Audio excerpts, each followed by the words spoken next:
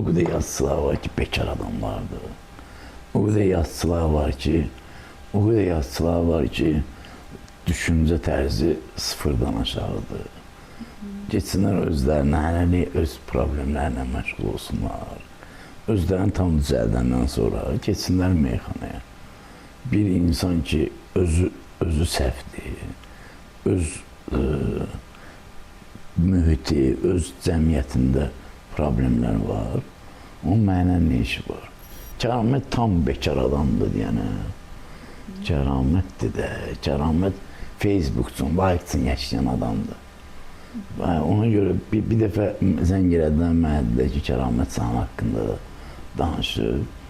Kəramət deyir, filankəsin maşının təkəri məndən böyüdür. Filankəs neynəsin, geçsin narkotik satsın. Meyxana deyir də, indi bunun bacardığı budur. Bu demir ki, mən dahi Azərbaycan yazıcıyam, dahi Azərbaycan şairiyam. Meyxana deyən çörəkdə bundan çıxır. Düşmüş meyxana üstünə, lab meyxana yığışdırdılar. Kəramət neynəcəksin? Görsən ədəbiyyat düzələcək, gör milli folklor hamısı düzələcək. Bir də mani olan sizə meyxanadır. Git kitabı yazdı. Gör nə qədər bekar adamsan ki, bütün bu qədər problemlər, öz problem, git əsər yaz. Səndən sonra 50 ildən sonra deməyəcəklər ki, Kəramət meyxanadan danışdı. Deyəcəklər ki, Kəramət bir dənə səs romanı yazdı.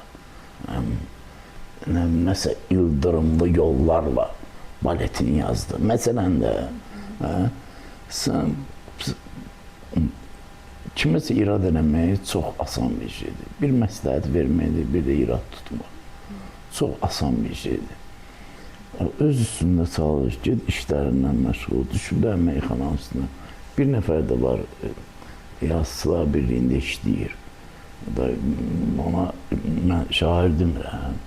Bütün şairliyin kategoriyaları var, dərəcə. Zəif bir yazardır.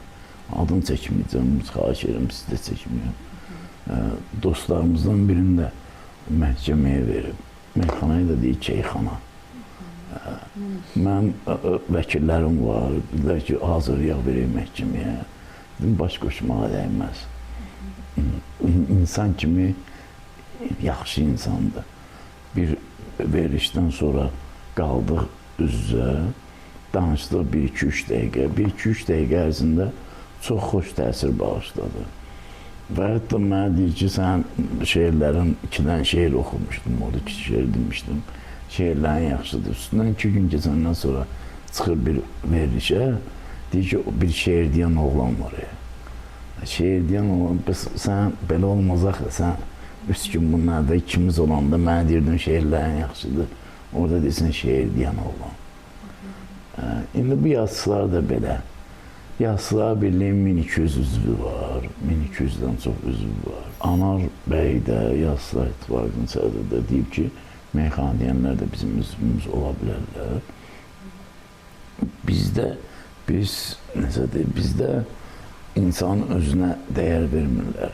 İnsan əgər filologiya elmləri doktordursa, bilinmir necə alıb, nəyi müdafiə edib, doktorluq üçün nə olub. Tarix üzrə fəlsəfədə, gəl, keç burada otur. İndi bir danışandan sonra görürsən ki, bu adam heç bilmir ki, bu Jannadaf kim olub. Bu adam heç Misirdə qullar üsyanının mahiyyətini dərk eləmir. Bilmir nəyə görə olub. Baxırsan ki, fəlsəfədə, hələ bizdə ada qiymət verirlər də. Yəni, kesin sefer bir verişdə bir nəfər deyir ki, filankəs yazıçılar birliyinin üzvüdür. Bu indi böyük olsun da yazıçılar birliğinin. İndi o da bir birliyidir də. Bunu dünya təsdiq eləməyib ki, dünya brendi deyil ki. Ancaq yazıçılarımızın arasında, yazıçılar birliyinin arasında elə şairlər var ki, qibtə ediləsi, yaxşı ədəbiyyatı, yüksək səviyyədə şeirləri, üzv olmayanlar da var ki, şeirlərinə qulaq asıram, şeirlərindən həzz alıram. Yəni, boş vaxtlarımda